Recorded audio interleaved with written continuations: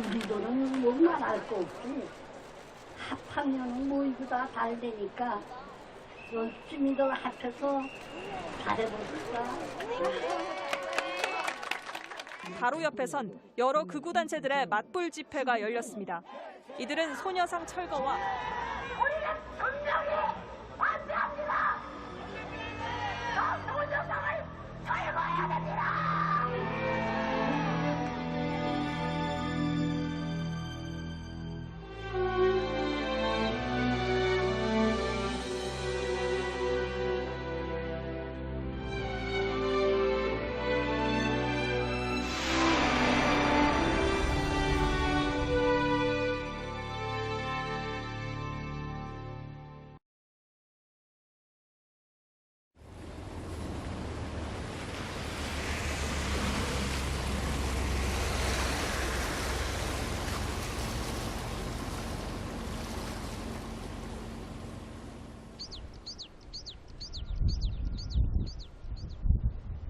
일본군 위안부 문제 해결을 위해 2005년 설립한 여성들의 전쟁과 평화 자료관.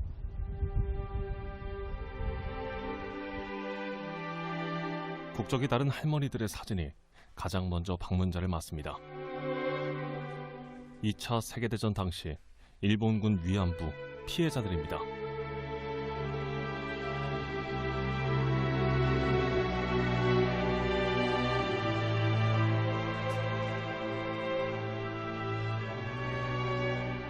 일본 제국주의 전쟁 범죄를 전시하는 한쪽에는 일본인 피해자들의 증거들도 보관되어 있습니다.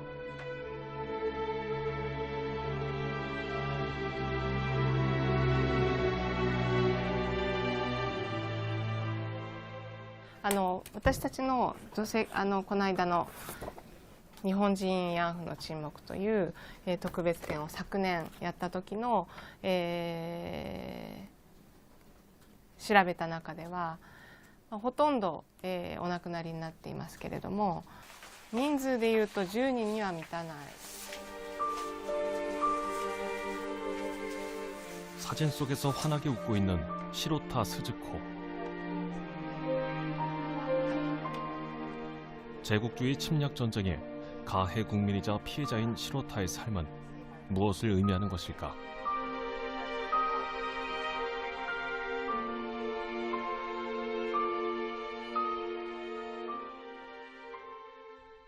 태평양과 맞닿은 지바현 다테야마시의 해안 언덕에 자리 잡은 가니타 부인의 마을.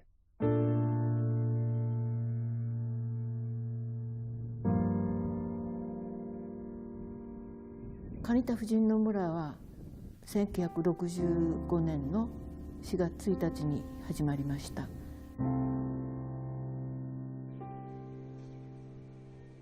で、なぜできたかというと、要するに社会にまた戻ってそこで自立していくことの大変難しい方たち。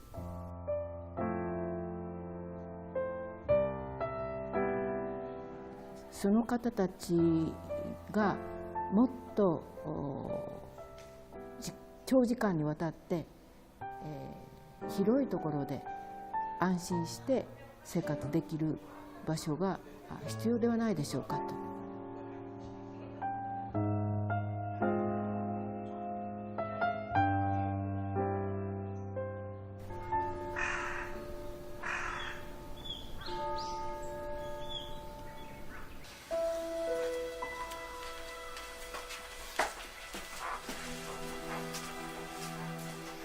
일본군 위안부 경험을 수기로 처음 세상에 알린 시로타 스즈코는 이곳에서 30년 가까이 살다가 한많은 생을 마감했습니다.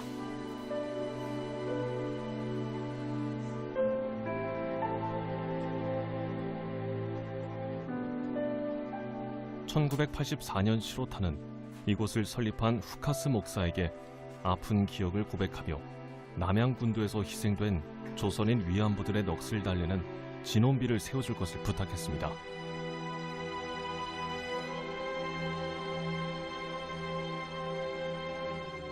후카스 목사의 노력으로 이듬해 8월 진원비가 세워지자 시로타는 너무도 기뻐했습니다.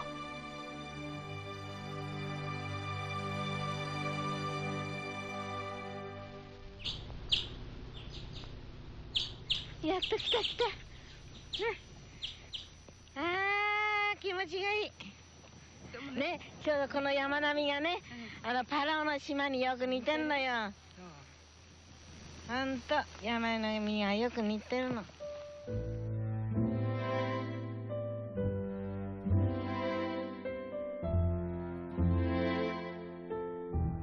いいところに新婚仕立ててもらったよ。私も嬉しかったわよ。まさかね、ここまでやってくれるとは思わなかったのよ。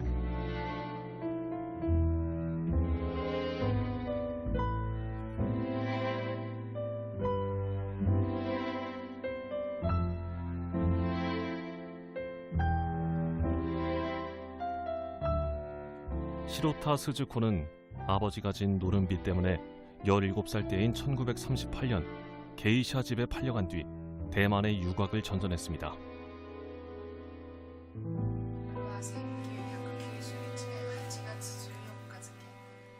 그리고 이듬해 일본군 위안부가 되었습니다. 시로타는 당시에 참담했던 위안부 생활을 잊을 수가 없었습니다. 전쟁 막바지 미군에게 쫓겨 도망가던 일본군에게 학살된 조선 위안부들은 평생 머릿속을 떠나지 않았습니다.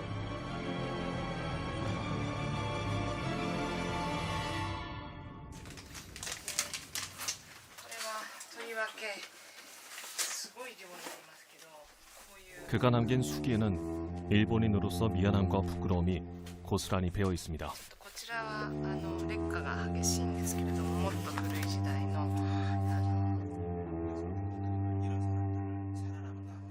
가여운 영혼들을 하나님이 거둬주기를 바라는 간절한 마음이 담겨 있습니다. 이런 기록들은 일본인 군 위안부의 피해를 입증하는 것으로 사료적 가치가 높습니다.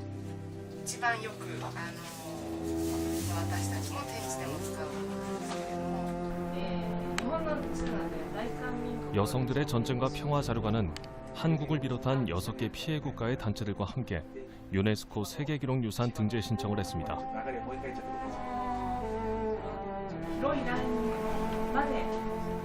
일본인 위안부는 그 수가 얼마나 되었을까? 근사 100명의 위안부 한 사람을 배정한다라는 공문서가 있습니다. 그렇게 되면 그대로 그것을 적용할 때 단순하게 10만 명 정도가 된다.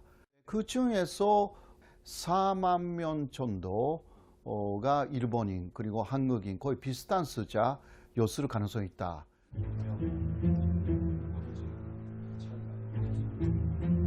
하지만 일본군 위안부였다고 피해를 주장한 일본인은 매우 적었습니다.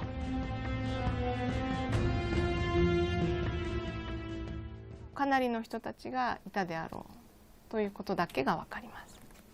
でも今その日本政府が慰安婦は売春婦だったとか強制連行ではなかったとか政府の閣僚からも出るような国で女性がその私も慰安婦だったと日本国内で名乗り出られるかといった時にそれはとっても大変な勇気がいると思います。 가해국인 일본의 국민이라는 점 때문에 다른 나라 피해자들처럼 주목을 받기 힘들었습니다. 무엇보다 일본인 위안부는 매춘부라는 일본 사회의 뿌리 깊은 인식이 그들을 가로막았습니다. 慰安婦にされた人たちが名乗り出るのがより難しかったんだろうと、より日本の社会で、名乗り出るのがやっぱりより難しかったんだろうと思います。日本の社会の中における差別の問題、女性の問題ということと、あとは女性であるということだともう一つやっぱり階級差別の話だと思うんですね、日本の。 같은 피해자였지만 더욱 가혹한 처지에 놓인 조선인 위안부들의 아픔에 공감하고 안타까워했던 시로타 스즈코. 그러나 제2의 시로타 스즈코는 더 이상 나오지 않았습니다.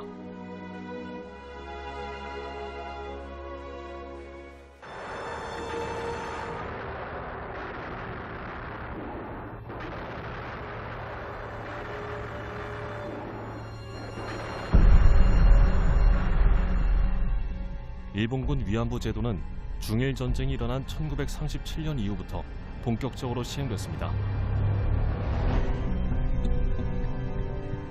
그 이전에도 성병 예방과 사기 진작을 이유로 일부 부대가 군 위안소를 만들었습니다. 그러나 전쟁이 확대되면서 위안부 수요가 급증했고 공급은 따라갈 수 없었습니다.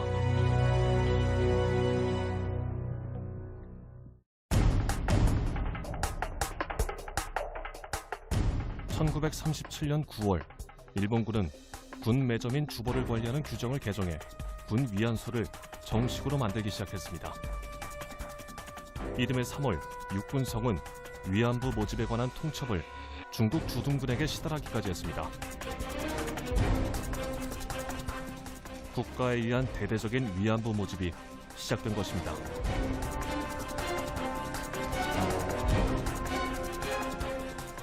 처음에는 모집 대상자 중에는 일본인이 많았습니다.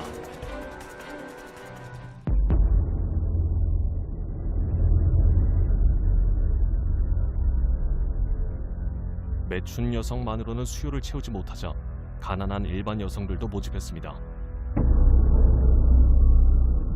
업자들은 돈을 벌기 위해 취업 사기와 인신매매, 납치와 같은 불법 행위도 서슴지 않았습니다. 階級差別とか女性差別も含んでるという意味でなんていうかしら日本が侵略した地域の被害者とは被害の内容がどうであったかということを言うのはとても難しいことなんですけれども日本人の慰安婦も日本軍および日本政府の犠牲になっているというふうに私は捉えております。 당시 일본 신문에는 업자들의 불법 행위가 크게 보도되면서 여론이 매우 나빠졌습니다.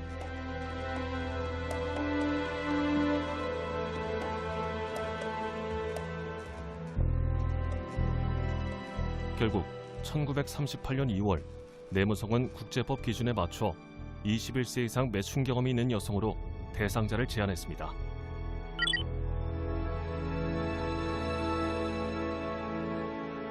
그러나 식민지 조선과 대만은 법의 사각지대로 남아있어서 모집이 훨씬 쉬웠습니다.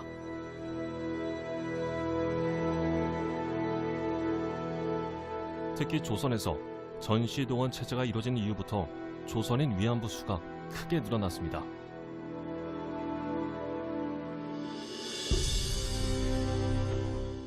대만 타이베이에서 남중국으로 이동한 군 위안부를 민족별로 분석한 그래프입니다. 1936년 6월 이전까지는 일본인 위안부가 압도적으로 많았지만 그 이후부터 조선인 위안부가 급증했습니다.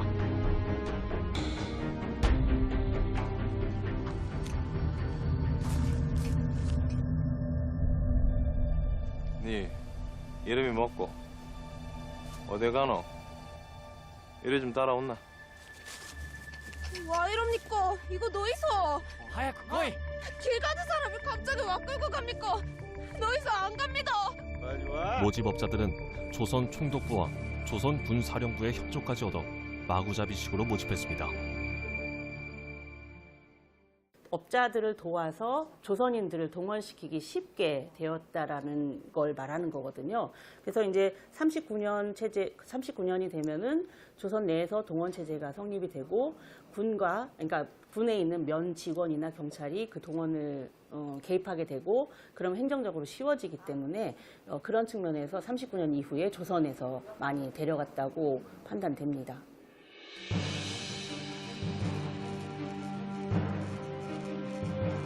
일본군 위안부 중 조선인이 차지하는 비중이 인구 규모와 비교해 유독 컸던 이유가 일본의 전시 동원 정책 때문임을 알 수 있습니다.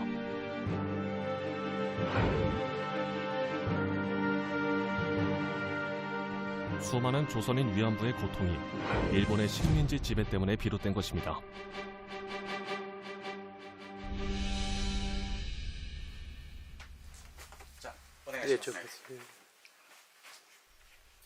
위안부 연구의 최고 권위자인 요시미 요시아키 교수는 일본군이 위안소 설치와 위안부 모집에 관여한 사실을 최초로 입증했습니다.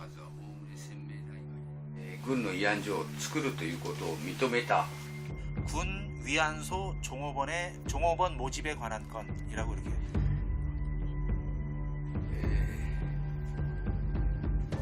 육군성 병무국 병무과가 주연한 군 위안소 종업부 등 모집에 관한 건과 같은 공문서들을 1991년 발견한 것입니다. 이런 연구 성과는 일본군이 위안부 문제에 책임이 없다는 일본 정부의 태도를 바꾸는데 큰 역할을 했습니다.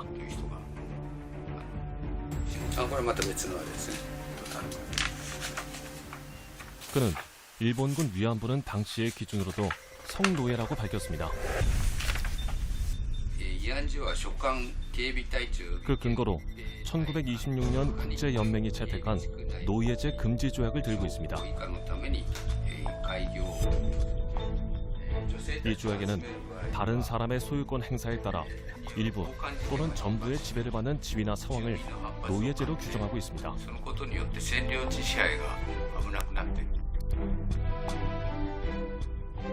위안부는 군인을 거부하거나 일을 그만둘 자유가 없었고 위안소에서만 생활해야 하고 외출의 자유가 없었기 때문에 국제법상 명백한 노예제라는 것입니다.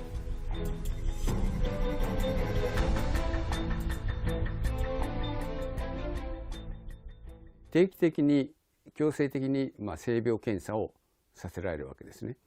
でこういうふうに見てみますと基本的な自由を剥奪されているので、慰安所制度は性奴隷制であって女性たちは奴隷状態に置かれていたというふうに明白に言うことができると思うんです。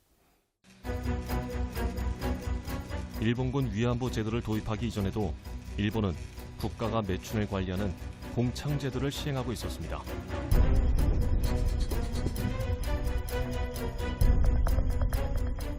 공창 제도는 노예제 금지 조약을 위반했다는 이유로 국제사회로부터 큰 비난을 받았습니다.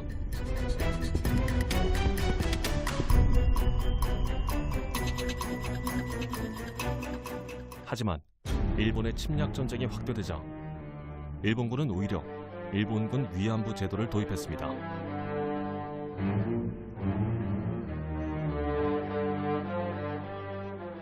やっぱり日本が重大な過ちを犯したということを正面から認めるということを避けたいというそういうことだと思うんですよね。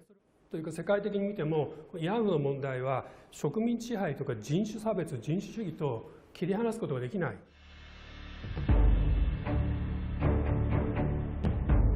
공창제보다 훨씬 가혹한 상황에서 위안부들의 인권은 무참히 유린됐습니다.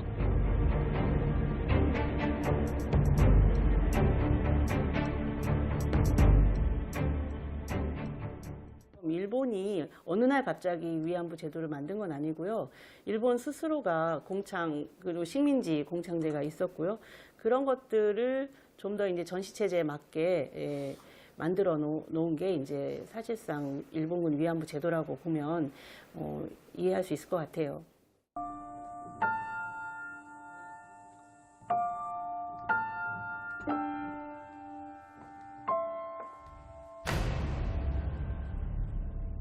식민지인으로서 차별을 받으며 더욱 힘든 처지에 놓였던 것이 조선인 위안부였습니다.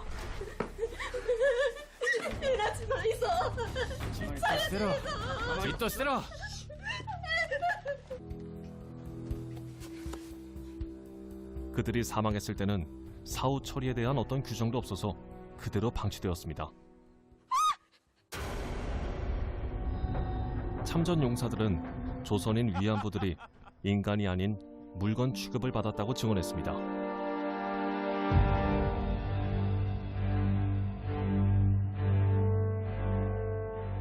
군인이 죽으면 조선인이라고 할지라도 보고서를 써야 한다. 어디서 어떻게 죽었고 무엇이 남겨져 있고 그걸 보고서를 써서 그거를 본국에 보내고 조선에 보내게 된다라는 과정을 거치는데 그러면서 일본군 위안부들이 죽으면 이거는 내가 아무 처리를 하지 않아도 된다라고 되어 있습니다. 2012년 일본은 아베 정권이 들어서면서 급격히 우경화되었습니다. 위안부 문제를 기술한 역사 교과서를 비판하고 평화 헌법을 개정해 전쟁 가능한 국가를 만들려는 아베 정권 출현의 당연한 결과입니다. 아베 정권은 위안부 문제에 대한 일본군의 관여와 강제성을 인정하고 사과한 1993년의 고노다마까지 뒤집으려 하고 있습니다. でもこのことがですね、残念ながら閣議決定をしたものについては、裏付けとなるものはなかったということであります。しかし裏付け、いわば強制年功の裏付けとなるものはなかった。 최장기 집권 기록을 세울 만큼 아베 정권이 지지를 얻으면서 군국주의 일본에 대한 향수도 갈수록 커지고 있습니다.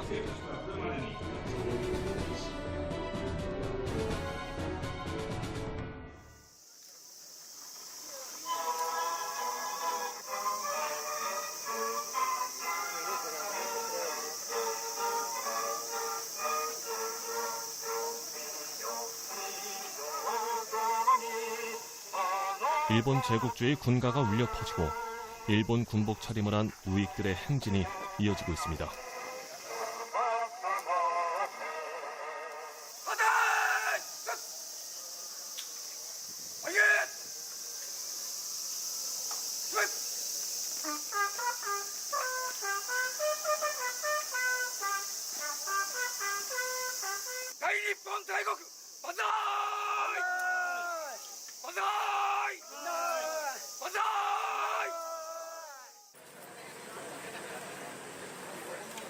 A급 전범들이 합사된 야스쿠니 신사를 찾아 참배하는 사람들도 매년 많아지고 있습니다. 참배객들은 평범한 일본 시민들로 매우 진지하고 엄숙한 모습입니다. 우경화 물결을 타고 있는 일본 사회의 한 단면을 엿볼 수 있습니다. このおばあさん、ヤンゴー陽光町です。それをこう日本軍の慰安と嘘をつく。これは絶対ダメです。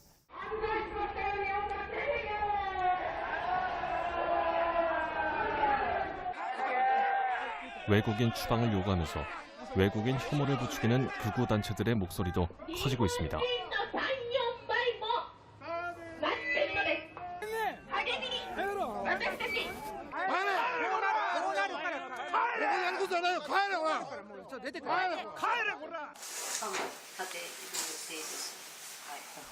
혐한 주장을 일삼는 제트교의 초대 회장이었던 사쿠라이 마코토 씨는 2016년 극우 정당인 일본 제1당을 창당해 의회 진출까지 노리고 있습니다. 일본 제1주의를 내걸고 평화 헌법 개정을 통해 군국주의 일본을 꿈꾸고 있습니다. 특히 일본군 위안부는 매춘부일 뿐이라면서 적대감까지 드러냈습니다. でその時に宮沢喜一は韓国側がですね、一度頭を下げたらもう我々はこの問題で日本を責めたりしないというこのふざけた約束を信じて頭を下げて、そこから30年日本は延々韓国に罵られているという現状ですよね。 Hi, folks. Alright, we're here in the city of Glendale, California. 무역업을 하는 후시키 슈니치 씨는 미국 글렌데일에 세워진 평화의 소녀상에 반대하는 운동을 적극적으로 펼치고 있습니다. 소녀상 철거를 요구하는 청원을 글렌데일시 당국에 낸 미국인 토니 마라노를 돕는 게 주 활동입니다. 텍사스 데디로 불리는 토니 마라노는 친일 혐한 미국인으로 유명한 유튜버입니다.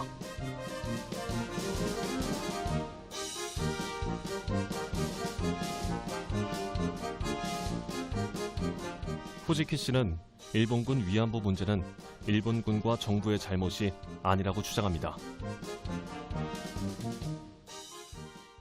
それを作ったのは全部日本人なんですよ。韓国人じゃないんですよ。みんな日本人が悪いんですよ。日本の中にいる反日の人間が、そして韓国人はそれを見て、あ、そんなことがあったのか、じゃあこれお金になるなと。で、おばあさんたちは年金もちゃんともらえないから、これは日本からお金取れるじゃないかと。こういうシステムになっているので、私はそれは良くないというふうに思って今までこれ活動してるんですね。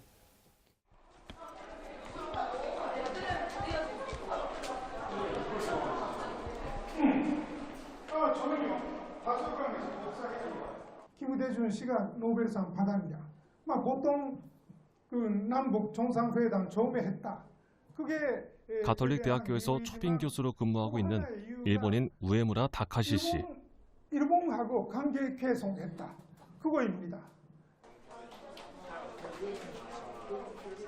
언론학 수업 때마다 활기찬 강의로 인기가 있는 그는 아사히 신문 기자 출신입니다.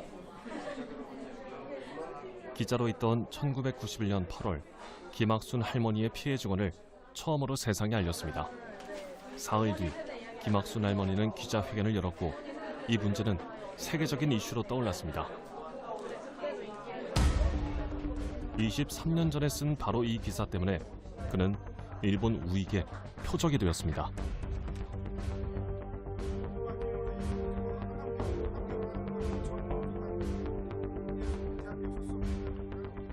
(2014년 2월) 유력 주간지인 주간문춘이 우에무라 씨를 위안부 날조 기자라고 비방하면서 대학 강사로서 학생을 가르치면 안 된다고 공격한 것입니다. 그를 뽑기로 한 대학교에는 고용하지 말라는 항의 전화와 팩스, 메일이 쇄도했습니다.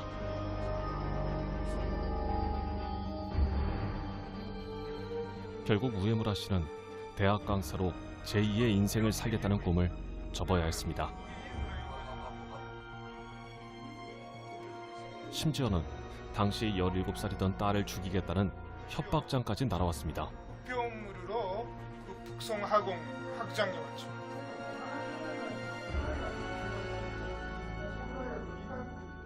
날조 기자라는 오명을 쓴 그는 명예의 회복을 위해 아사히 신문을 그만뒀습니다. 그리고 2015년 1월 주간 문춘과 극우 인사를 상대로 명예훼손 소송을 시작했습니다.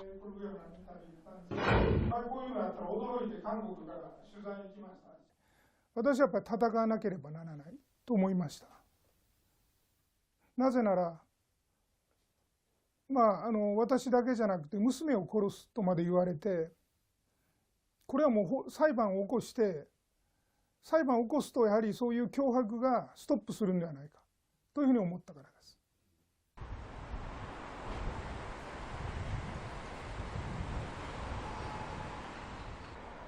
우에무라 소송은 일본의 민주주의와 평화, 인권을 지키는 상징적인 소송이 되었습니다.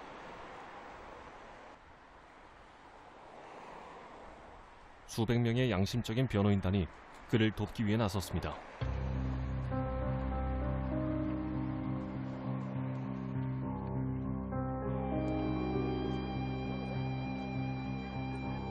그러나 2020년 3월 재판부는 명예훼손은 맞지만 표현의 자유라서 죄는 안 된다는 판결을 내렸습니다.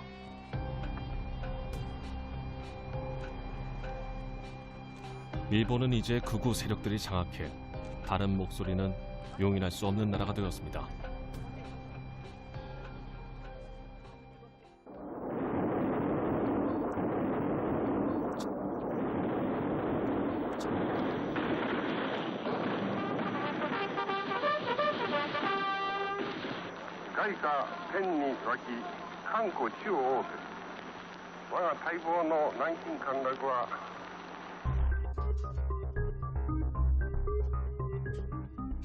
(2차) 세계대전 때 해군판 가미카제인 진양특별공격대의 하사관이었던 올해 98살인 이와이 타다쿠마 명예교수.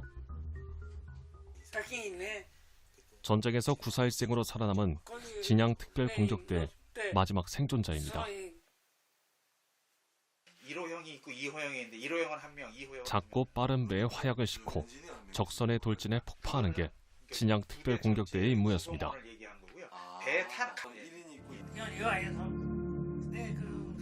전쟁의 참상을 직접 겪었던 그는 왜 일본이 국민을 파멸시킨 침략 전쟁을 일으켰는지 알고 싶어서 역사학자가 되었습니다.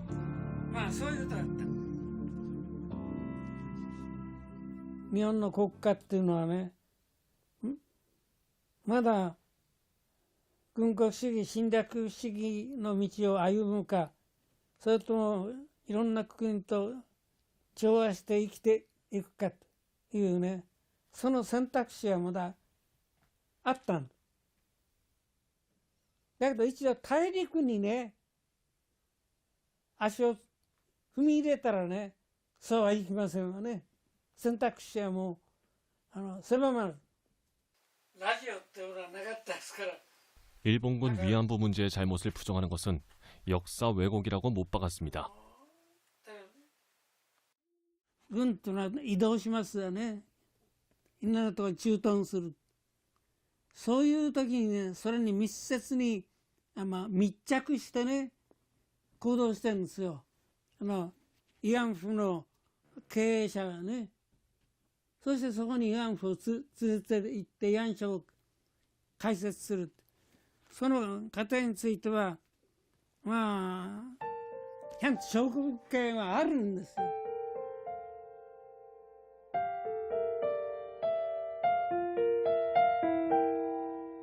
백사를 눈앞에 둔 노 교수는 우익의 비정상적인 행보를 막을 수 없는 현실을 안타까워하며 일본의 앞날을 걱정하고 있습니다. そういうことを志願するのはね、それは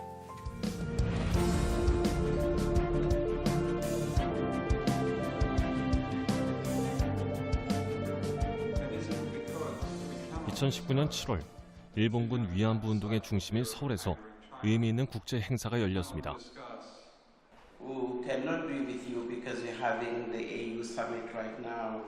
분쟁 지역의 성폭력을 예방하기 위한 국제회의로 피해자들이 직접 나와 참석자들과 아픔을 함께 나눴습니다.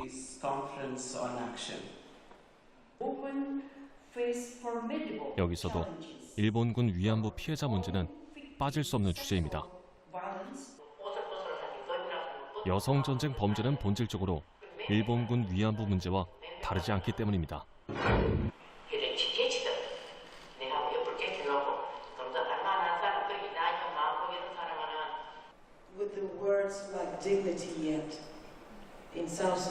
국제사회에서 일본군 위안부 문제는 일본의 전쟁 범죄로 이미 결론이 났습니다.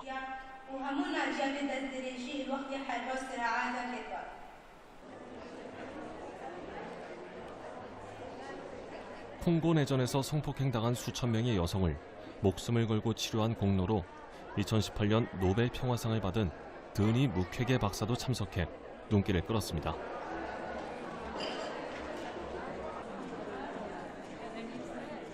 취재진은 일본군 위안부 문제에 책임을 지지 않는 일본 정부를 어떻게 생각하는지 물었습니다. When soldiers are condemned in solidarity with the government still denying what happened. So it's really a big question, and I don't think that we can fix the question of sexual violence if you don't have cooperation of governments and to get also the cooperation of all the population to understand that when this harm happens to women, we need really to support them.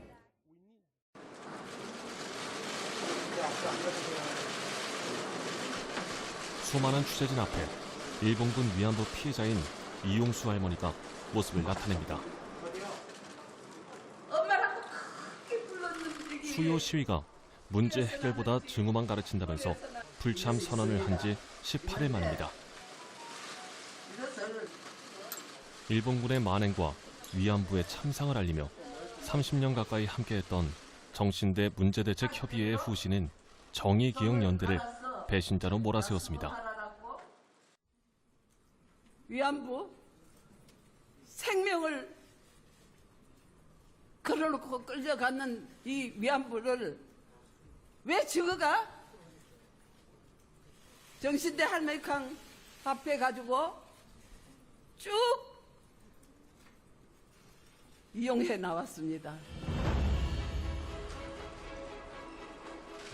정의기억연대 등이 피해자 구제보다 자신들의 영향력을 키우는데 더 관심이 많다고 비판한 것입니다. 이 할머니는 위안부 지원단체 중심으로 이뤄지고 있는 위안부 운동 방식도 비판했습니다. 아무것도 아닌 것처럼 전대에 있는 할머니만 피해자입니다. 나누집에 있는 할머니만 피해자입니다. 도대체 이거부터 하면 틀렸습니다. 전국의 할머니들로 도와라고 했는데 전혀 그게 아니고 거기 있는 할머니 막 도왔지. 그렇지만 93년도부터 정의기억연대는 일본 우익과 역사 수정주의자들의 공격을 가장 많이 받은 이용수 할머니의 비판이라 더욱 마음이 아프다면서 사과했습니다. 정대협의 30년은 피해자 할머니들과 국민 여러분, 세계 시민이 함께 하셨기에 가능했습니다. 믿고 맡겨주신 국민들께 깊은 상처와 심려를 끼친 점 진심으로 사죄드립니다.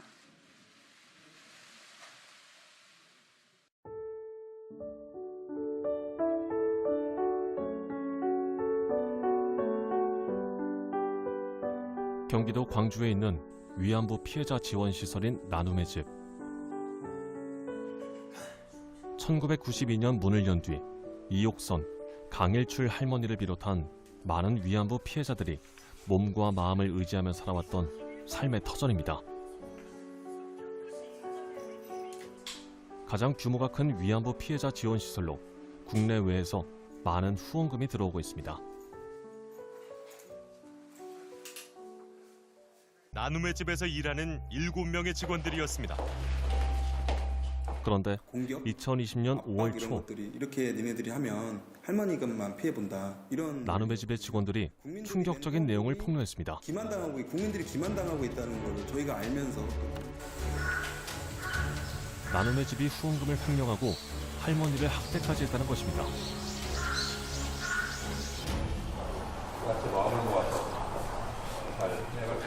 경기도가 민관 합동조사관을 꾸려 나눔의 집에 대한 종합적인 조사를 벌였습니다. 그 결과 모든 의혹은 사실로 드러났습니다. 최근 5년간 들어온 88억 원의 후원금 가운데 2억 원만 할머니들을 위해 썼고 나머지는 운영법인이 재산을 쌓기 위해 사용한 것으로 확인됐습니다.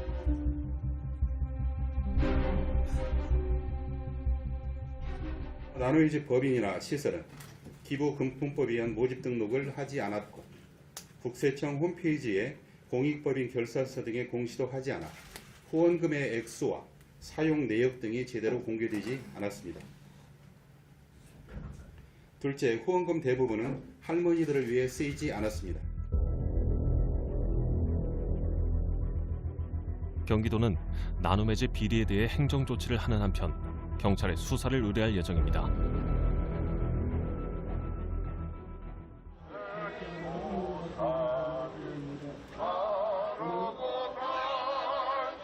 한국의 위안부 운동 단체들에 대한 비판 여론이 들끓자 극우 단체들은 기다렸다는 듯이 매주 수요 시위를 무산시키기 위한 집회를 열고 있습니다.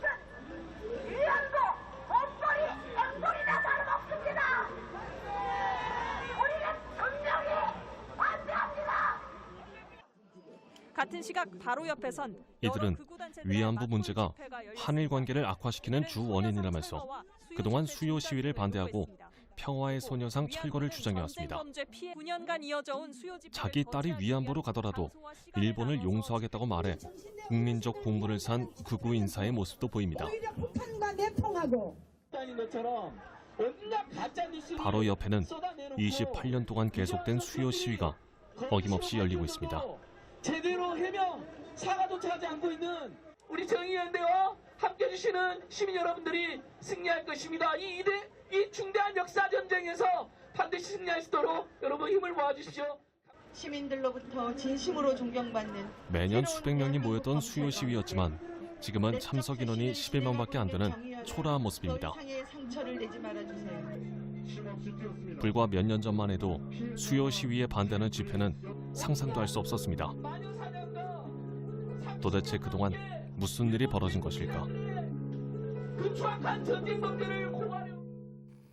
일제의 야만적인 만행인 정신대, 그 정신대 출신 한많은 여성이 오늘 46년 만에 국내에선 처음으로 당시 상황을 증언했습니다. 27년 전 오늘 일본군 위안부 1991년 김학순 할머니의 피해 증언이 나오자 일본군 위안부 문제는 세계적인 이슈로 떠올랐습니다. 정신대 문제대책협의회를 비롯한 지원단체들은 이때부터 위안부 할머니를 돕기 위한 운동을 대대적으로 펼쳤습니다. 우리 앞에 사죄하라! 우리 앞에 사죄하라! 1992년 서울 중학동 일본 대사관 1992년 1월 8일 수요 시위를 시작했고 28년 동안 한 번도 거르지 않았습니다. 26년 동안 빠짐없이 열렸습니다. 그럼 지금부터 제3회 김원옥 여성 이들의 이런 노력 덕분에 수요 시위는 전쟁 범죄에 저항하는 여성 운동의 상징이 되었습니다. 피해자들에게 공식 사죄하라.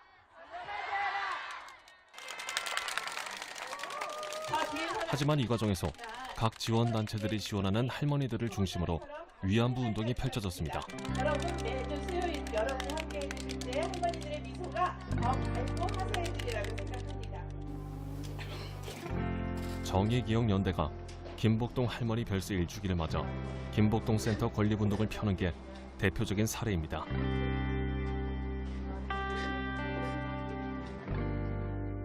우리의 역사에서 기억해야 될 것은 위안부 피해자들이지 어떤 한 할머니만을 기억하는 건 아니거든요. 그래서 저희가 계속해서 피해자들이 부각되는 거는 사실 뭐 여러 가지 면에서 불가피했다고 치더라도 우리의 기억과 기념을 할 때는 이제 한 사람이 독점해서는 안 된다고 저는 생각을 합니다. 위안부 운동은 특정 단체나 특정인의 소유물이 아닙니다. 피해자가 운동가는 될 수 있어도 위인으로 영웅화하는 것은 바람직하지 않습니다. 하지만 피해자들은 일본에 맞서는 민족의 딸로서 이미지화되면서 국민 영웅이 되어버렸습니다. 이들을 앞세운 정의기억연대는 국회의원들과 장관들을 배출할 정도로 막강한 힘을 가지게 되었습니다. 할머님들께서 주신 큰 용기에 오히려 더 감사함을 느낍니다. 유엔에 직접 참석해서 내가 위안부 운동의 주요 의제까지도 정의기억연대가 좌지우지한다는 비판이 나오고 있습니다. 목소리를 이어 감사합니다.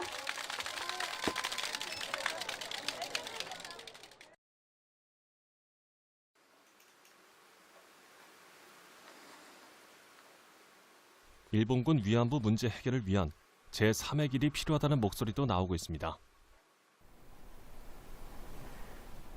제국의 위안부를 출간한 박유하 교수가 그 주인공입니다.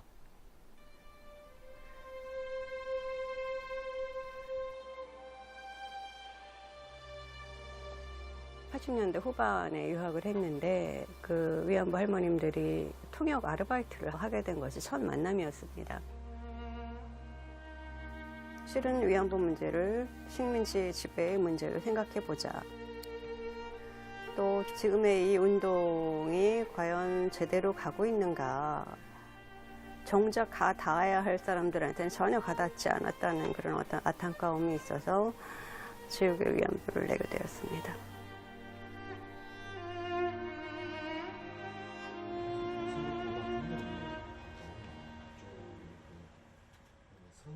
박 교수는 정신대 문제대책협의회와 나눔의 집과 같은 지원단체들의 권력화와 독선적인 운동 방식에 대해 날선 비판을 했습니다.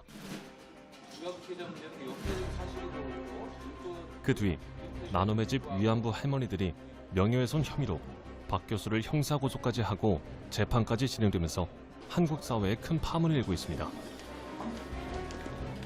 그는 위안부 운동이 피해자의 목소리를 배제하고 있다는 비판을 경청해야 한다고 말합니다. 저는 우선 그 이용수 할머니의 목소리는 굉장히 귀중한, 소중한 목소리였다고 생각을 하고요. 그 뭐 10년 전부터 고민을 했다고 하시는데, 사실 제가 다른 분한테 들은 이야기도 있어서 실은 우리가 아는 것보다 훨씬 더 많은 분들이 비슷한 생각을 했을지도 모른다라는 생각을 좀 한 번쯤 다들 해볼 필요가 있다고 생각을 합니다. 성노예인 위안부는 전쟁 범죄만이 아닌 일본 제국주의의 식민지 지배 때문에 생긴 피해자로 봐야 한다고 주장합니다. 위안부 피해자상은 우리가 원하는 저항의 이미지만 존재하지 않는다는 게 박 교수의 생각입니다.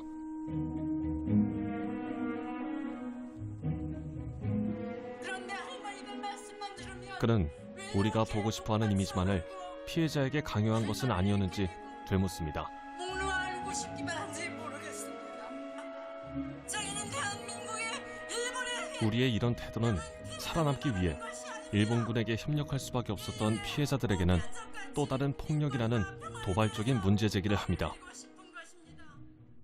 우리는 위안부 하면 굉장히 하나의 투명한 존재로만 생각을 해왔지만 실은 전혀 그렇지 않고 다 생각이 다를 수도 있고 그건 아까 말씀드렸던 것처럼 체험이 다르기 때문에 어쩌면 당연한 걸 수도 있고 그런 차이를 우리는 너무 오랫동안 보려 하지도 않았고 보지도 않았다. 우리 사회의 통념에 도전한 박유화 교수의 견해는 와다 하루키를 비롯한 일본의 상당수 진보 지식인들의 지지를 받으면서 큰 반향을 불러일으켰습니다.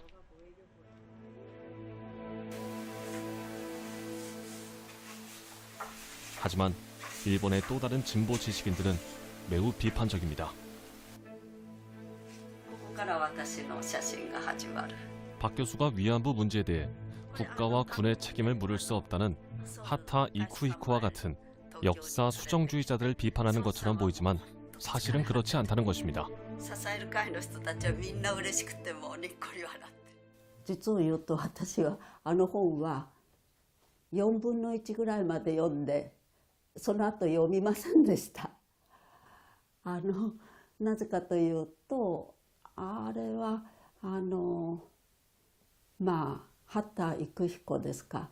日本ではどちらかというとこの問題の犯罪性って言いますかこういうことがあってはならんという考え方に対していやそんなことはないよっていうふうに言ってる方だと思うんですけれどでもちろんその日本人と全く同じだとは言っていません。パクヤさんも朝鮮人も差別されたということは書いているんですけどもしかしあくまでこれは日本の帝国の目線で女性たちを位置づける。つまり女性たちが本当に経験した被害や彼女たちがどのような被害を受けたのかというところから出発するんではなくて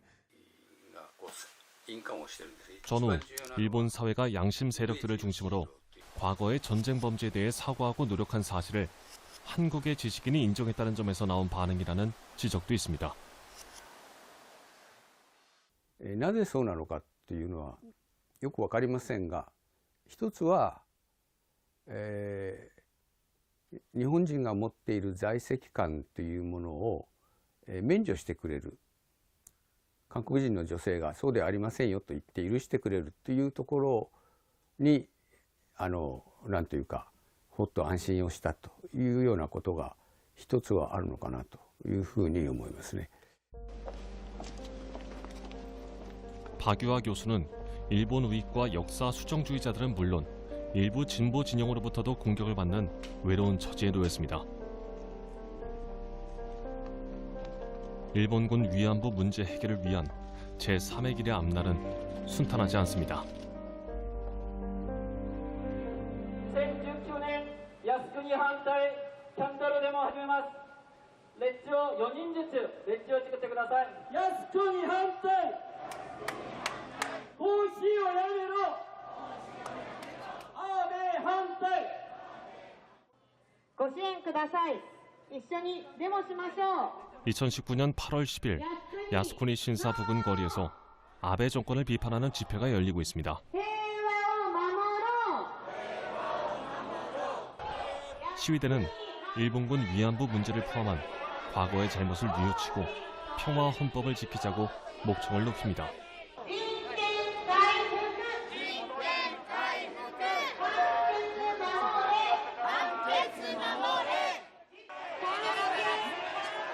이들이 극우 단체들의 집회 장소를 지나치자 양쪽에서 고성과 폭언이 쏟아집니다.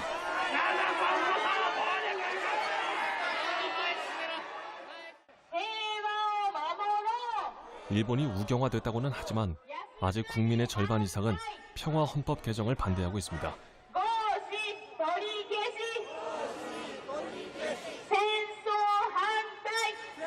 과거 일본 제국주의 침략 전쟁과 같은 잘못이 되풀이될 것을 두려워하기 때문입니다.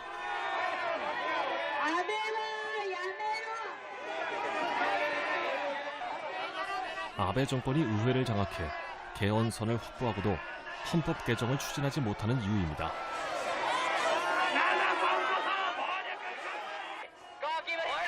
위안부 문제를 사과한 고노다마도 일본의 양심 세력들의 노력이 없었으면 불가능했습니다.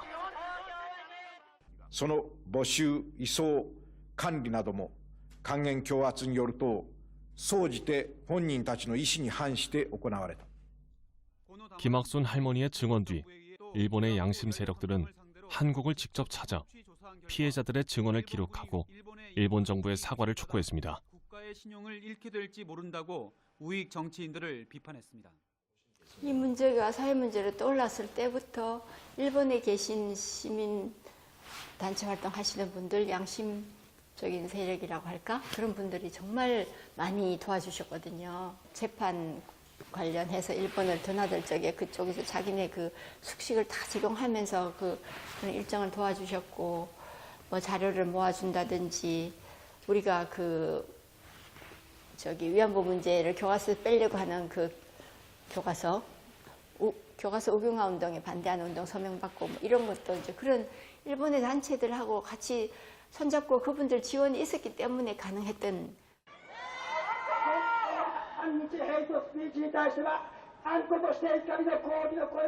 일본의 양심 세력들은 위안부 운동이 군국주의를 꿈꾸는 우익의 도발에 제동을 거는 가장 강력한 수단임을 잘 알고 있습니다. 영광스러운 메이지헌법 시대로 돌아가자며 평화 헌법 개정을 주장하면서 수치스러운 위안부 문제를 인정할 수는 없기 때문입니다.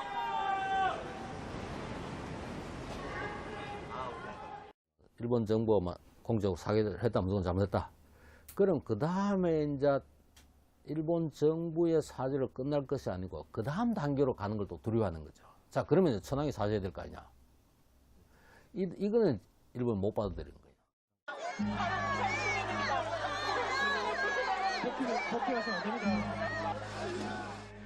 안타깝게도 위안부 운동은 길을 잃어버렸습니다. 과연 새로운 돌파구는 없을까? 위안부 문제의 가해자는 일본 제국주의와 이들에게 협력한 한국의 친일 세력입니다. 피해자는 가난한 일본 여성과 조선 여성입니다.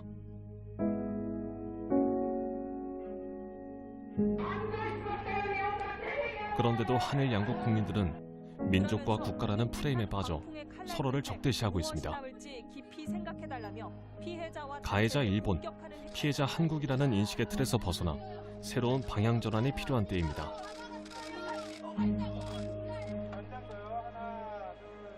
왜냐하면 위안부 문제의 해결은 일본 사회의 변화 없이는 불가능하기 때문입니다.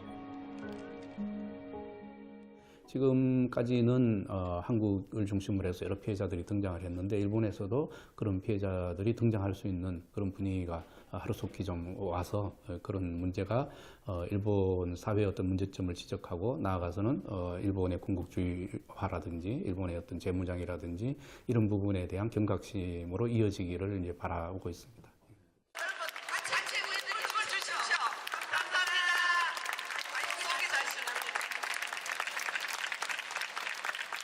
민방에 들어가지 않는다고 정의 고문이야 가진 칼로 가지고 몸을 버리고 해서 죽어 있었습니다. 피해자는 누구보다 잘 알려져 있는데 가해자들은 그 목소리를 그냥 막으려고만 하는 것 같고 사과도 제대로 하지 않은 그런 문제에 대해서 계속하여 수요 집회를 하는데도 불구하고 아직 사실상 문제가 제대로 밝혀지지 않은 것 같아요. 過去の過ちで犠牲になった方や同じ過ちを繰り返さないために謝り続けるべきところを日本側が勝手に終わりにしようとすることはおかしい話です。 피해자의 아픔에 대한 공감.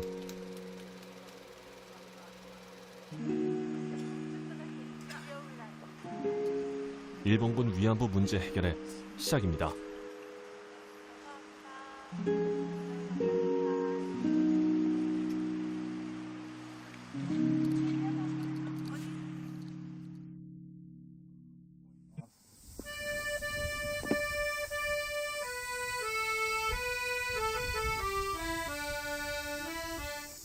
매년 8월 15일이면 가니타 부인의 마을 뒤쪽 야산에는 아리랑 음률이 울려 퍼집니다.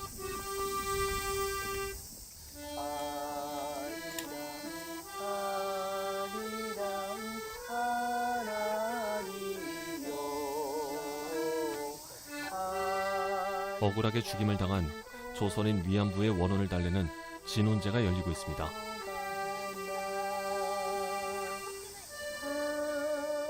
위령비가 세워진 1985년 이래 한 번도 빠짐없이 35번째를 맞았습니다. 순백 같은 소녀들의 슬픔을 잊지 못하는 행렬은 한 걸음 한 걸음 나아갑니다. 꿈조차 꿔보지 못하고 저버린 가련한 삶은 원통한 노래가 되어 하늘로 날아오릅니다.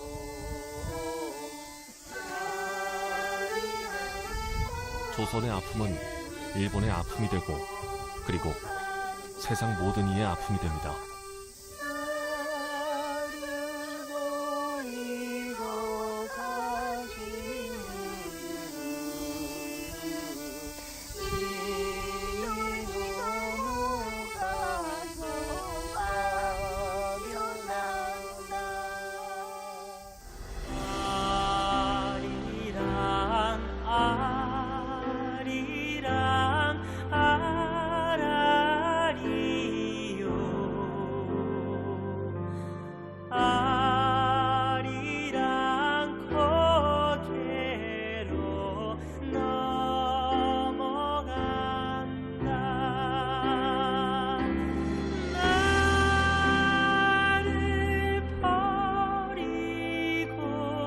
다시